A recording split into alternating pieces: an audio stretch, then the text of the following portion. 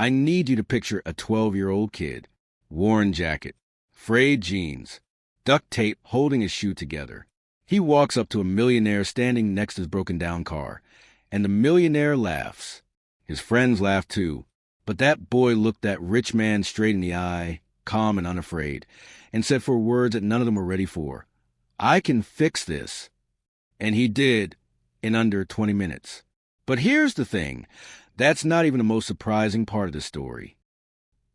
I want you to picture a man. Not just any man. A man who has made it. I mean, really made it. The kind of man who flies first class without even looking at the price tag. The kind of man whose name is on buildings. The kind of man who, if you passed him on the street, you would immediately know this person belongs to a different world than mine. His name was Walter Haynes. And on the surface, Walter had everything a person could dream of. He was 59 years old, tall, silver-haired, with the kind of confident walk that parts a crowd. He had built his fortune in commercial real estate right there in Chicago, Illinois, one of the greatest cities in America. He owned a penthouse downtown, a lake house in Wisconsin, and a vacation place down in Savannah, Georgia that he barely visited but loved knowing he had. But here's the thing about men like Walter. Sometimes the very things that made them successful, the toughness, the drive, the refusal to slow down, those same things start to hollow them out. Walter had stopped seeing people a long time ago, not on purpose. It just happened slowly, the way a river changes course. He looked at people and saw problems or deals or inconveniences. He had forgotten, truly forgotten, what it felt like to be surprised by someone. On this particular October morning, Walter was already in a bad mood before he even left his building. He had a meeting in 40 minutes at a law firm on Michigan Avenue, a meeting that involved a deal worth several $1 million. His driver had called in sick. His backup driver wasn't answering. So Walter had done something he hadn't done in years. He drove himself. He took his silver Mercedes, the S-Class, the one that cost more than most people's yearly salary, and he drove it through morning traffic with 3 of his business colleagues riding along. There was Frank, his longtime attorney. There was Dennis, a property developer who had worked with Walter for 15 years. And there was Glenn, the youngest of the group, who was mostly there to take notes and look impressed. They were on Lakeshore Drive when the car started making a sound. Not a gentle sound. A grinding, ugly, screaming kind of sound. Walter gripped the wheel. He pulled off near Grant Park, right there by the lakefront. Steam was rising from under the hood. The car was dead. Walter stood on the sidewalk in his $4,000 suit, phone in his hand, speaking sharply to his assistant back at the office. His colleagues stood nearby, checking their watches, muttering about the meeting, about rescheduling, about logistics. A crowd of early morning joggers and dog walkers passed by. Nobody stopped. Nobody cared about a rich man's broken car. That's just the way of the city. And then a voice. Small, clear, calm. "Sir, I think I know what's wrong with it." Walter turned around slowly. Standing on the sidewalk was a boy. He looked about 12, maybe 13 years old. He was small, thin shoulders, big brown eyes, the kind of kid who looks like life has already asked a lot of him. His jacket was too big for his frame, clearly handed down from someone older. His jeans were worn at the knees. And his sneakers. Walter noticed this right away. His sneakers had silver duct tape wrapped around the left toe, holding the sole in place. But the boy's eyes, that's what stopped Walter cold. They weren't shy eyes. They weren't begging eyes. They were steady and certain, the way a person looks when they know something, really know it, deep in their bones. Frank laughed first. Then Dennis. Glenn tried to hide his smile, but couldn't. "Kid," Frank said, shaking his head, "this is a Mercedes-Benz S-Class. This is not something you fix with a YouTube tutorial." The boy didn't even look at Frank. He kept his eyes on Walter. "It's the serpentine belt," he said quietly. "I heard it before you pulled over. That grinding noise, then the high squeal right before it stopped. That's the belt shredding. Probably dry rotted, or it got oil on it. Either way, it's a straightforward fix if you've got the right belt and the right tools." Silence. Walter studied the boy the way he had studied 1,000 proposals in his career, looking for flaw, looking for the bluff. But there was no bluff here. There was just a kid standing on a Chicago sidewalk at 7:45 in the morning, holding a small metal toolbox, telling the truth. "What's your name?" Walter asked. "Tyler, sir. Tyler Brooks." "And you think you can fix my car, Tyler?" "Yes, sir. I work at my uncle's shop after school. Brooks Auto on 43rd Street. I've been fixing engines since I was 9. I watched probably 300 hours of repair videos before I ever touched a real engine." He paused. "I just need somebody to grab the part. There's an AutoZone 2 blocks up. I can write down exactly what to ask for." Frank muttered something under his breath. Dennis checked his watch again. But Walter Haynes, the man who had stopped being surprised by life, felt something flicker inside him. Something he hadn't felt in a long, long time. He looked at this boy, at the duct tape on his shoe, at the way he held that little toolbox like it was something worth holding on to, and he made a decision. "All right, Tyler," he said. "You've got 20 minutes. You fix my car, I'll give you $500. You don't fix it, you don't get a cent, and you don't waste more than 20 minutes of my time. Deal?" Tyler nodded once. No celebration. No jumping around. Just a steady nod and a quiet deal. Then he set his toolbox down, pulled out a worn little notebook, wrote down a part number, and handed it to Glenn. "AutoZone, 2 blocks north," he said. "Tell them it's for a late-model Mercedes S-Class. They'll know exactly what you need." Glenn looked at Walter. Walter nodded. Glenn went, and Tyler Brooks got to work. What happened next? I want you to really picture this, is something that Walter Haynes would spend years trying to describe to people, and he could never quite get it right. Because it wasn't just what Tyler did, it was how he did it. The boy pulled his wooden step stool from nearby. Apparently, he carried it in a little foldable form in his bag, something Walter hadn't even noticed, and he set it next to the front of the Mercedes and climbed up to look into the engine. His small hands moved carefully, not frantically, not showing off, just carefully, the way you move when you respect the thing you're working on. He traced the lines of the engine with his fingertips like a blind man reading a map. He found the shredded belt almost immediately, dangling there like a broken ribbon. "Yep," he said mostly to himself. "Dry rotted. See how it's cracked all along the edge here? It didn't fail all at once. It's been warning you for a while." "The car warning me?" Walter said, almost to himself. Tyler looked up at him. "Cars talk," he said simply. "You just have to learn their language. My dad taught me that." A small pause before he passed. No one said anything for a moment. Tyler went back to work. He began removing the damaged belt with practiced, patient movements. And as he worked, he talked, not because he was nervous, but because he was the kind of person who shares what he knows. He explained what each part did. He explained why the serpentine belt mattered so much, how it powered the alternator, the power steering, the air conditioning, how without it, a car that cost $100,000 was just a very expensive piece of furniture. Frank, who had been standing to the side with his arms crossed, slowly uncrossed them. Dennis stopped looking at his phone.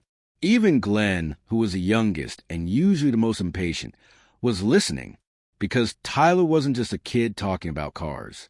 He was someone who had clearly spent hundreds of hours doing something he loved, getting good at it quietly and without applause in a garage on 43rd Street, after long school days, probably while other kids his age were playing video games or hanging out at the mall. Glenn came back from AutoZone with the belt in 11 minutes. Tyler took it, thanked him, actually said, "Thank you, sir," in a way that was genuine, not polite for show, and got to work threading the new belt through the pulleys. At one point he stopped, closed his eyes. His brow furrowed just slightly, like he was solving a math problem in his head.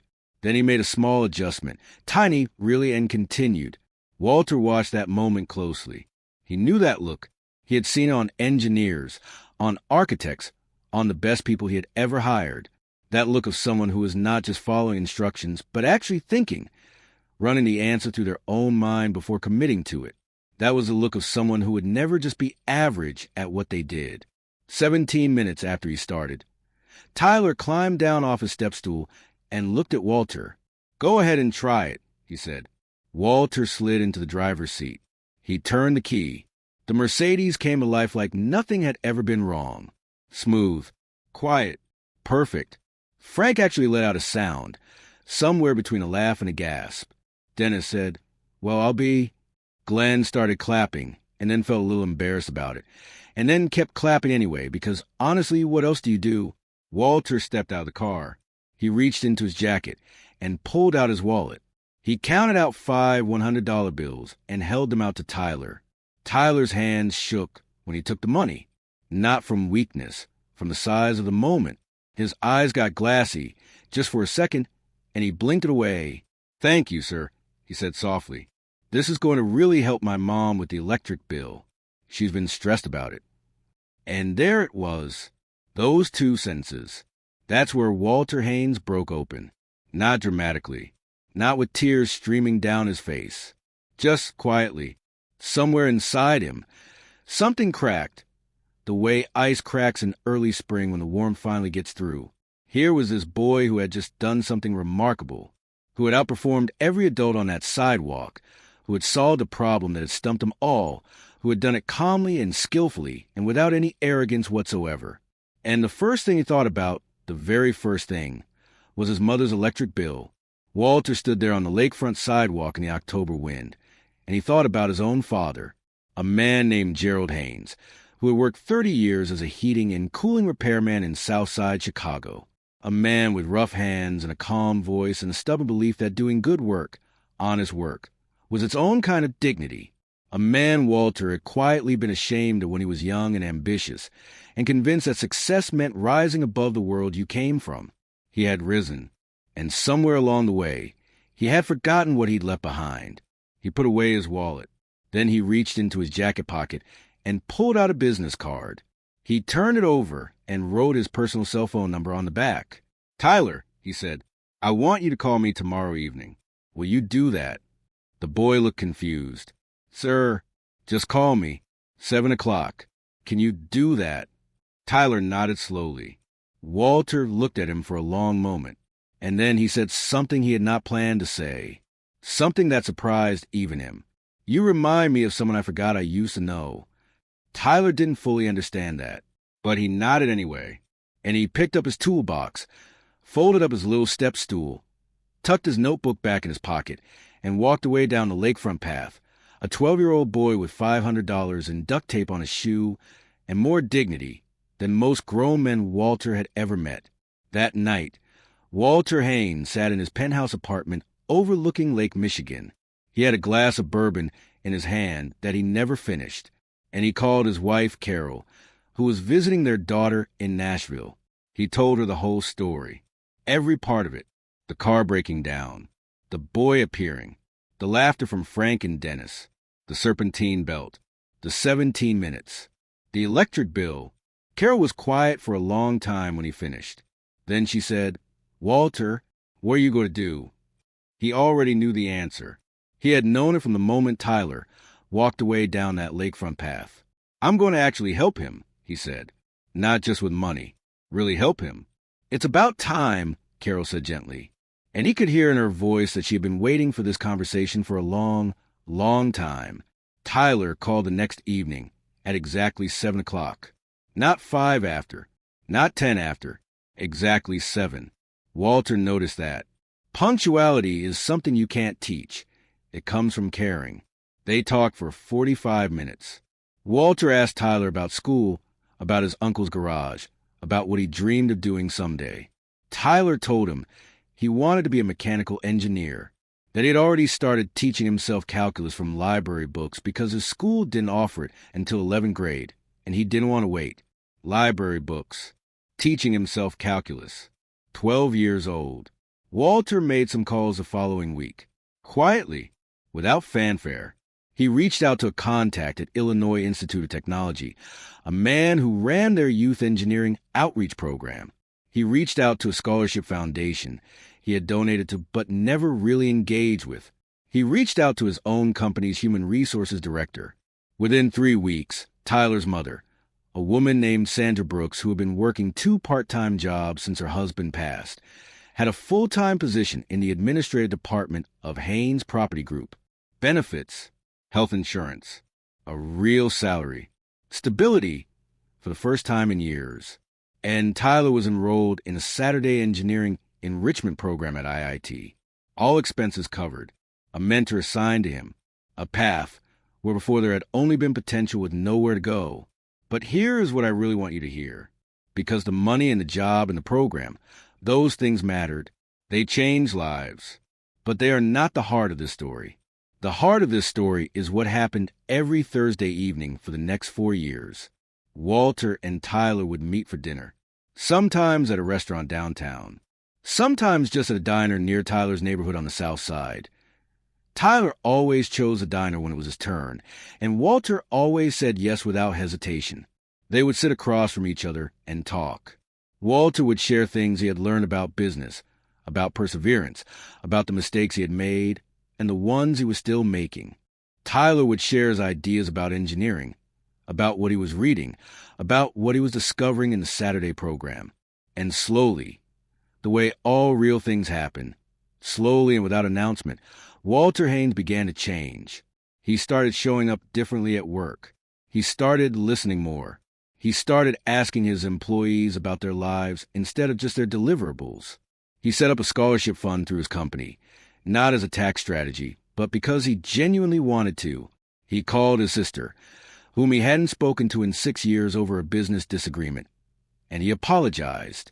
He went back to the South Side neighborhood where he grew up, just to walk around, just to remember, and he stood outside the old house on Calumet Avenue where Gerald Haynes used to come home with grease on his hands and a tired smile on his face, and Walter stood there on the sidewalk and he cried. Just a little. Just enough. He had spent 30 years building a wall between himself and where he came from. Tyler Brooks, in 17 minutes with a toolbox and a step stool, had quietly knocked it down. For years after that October morning on Lakeshore Drive, Walter Haynes sat in the front row of a high school auditorium in Chicago's South Side. Tyler Brooks walked across the stage in a cap and gown, graduated with honors, holding a full scholarship letter to study mechanical engineering at the University of Illinois. The auditorium erupted. Walter clapped until his hands hurt. Carol, sitting beside him, was crying openly and didn't care who saw. Frank and Dennis were there too. Walter had invited them because they had been there at the beginning, and they deserved to see the end. When Tyler came down from the stage and found Walter in the crowd, he wrapped his arms around the older man without any awkwardness, the way you hug someone who has become family. "You changed my life," Tyler said into his shoulder. Walter shook his head. He pulled back and looked at this young man, this confident, brilliant, warm young man who had once stood on a Chicago sidewalk in duct-taped shoes and looked a millionaire in the eye without flinching. "No," Walter said, "you changed mine." And that was the truth, the full truth, because Tyler had shown up on that sidewalk with a toolbox and a quiet kind of courage. But Walter had shown up with a broken soul, and he hadn't even known it. He had been driving around for years with something grinding and shredding inside him, warning him, just like that serpentine belt. And he hadn't known how to listen. Tyler taught him how to listen again. I think about this story a lot.